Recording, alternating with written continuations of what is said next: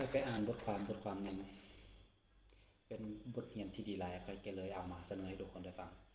ได้รู้นำกันทุกคนรู้บ่ว่าคนจนกับคนรวยมันต่างกันแนวใดเวลากินเหล้าสังสรรค์คนจนกับคนรวยเขาลงยันกันค่อยอ่านบทความหนึ่งเขาเขียนว่า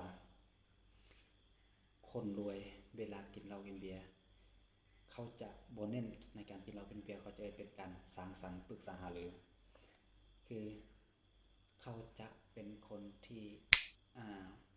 วางแผนธุรกิจว่าเป้าหมายของมื้ออื่นของมื้อนี้เดือนนี้อาทิตย์นี้ปีนี้จะเฮ็ดหยังจะเอาผลสำเร็จแบบใดจะวางแผนลงทุนตัวใดเขาจะลงกันประเภทแบบการลงทุนแบบนี้ส่วนคนจนหรือพนักงานเงินเดือนส่วนหลายจะลงกันเรื่องมื้อนี้เฮ็ดเวียกอ้อยหัวหน้าด่าเฮ็ดเวียกบ่ได้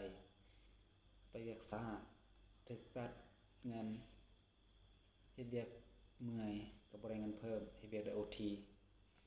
คนจนจะลงกันพวกนี้คือมื้อนี้พักเวียกมื้ออื่นพักเวียกที่นาพักเวียกไปลินไสไปเที่ยวไสจะลงกันแบบนี้นี่คือบทความนี้มันซ่อนให้เฮารู้ว่าถ้าเจ้า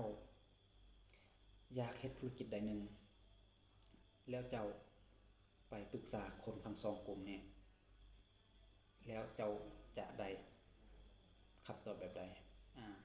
ในบทความเขาเขียนว่าเขาบอกว่าเอาคำถามเดียวแล้วไปถามทั้งสองกลุ่ม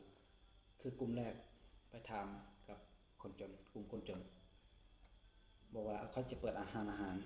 บ่อนนี้เขามีทุนทำนี้ซ้ำนี้แต่คำตอบที่ได้คือ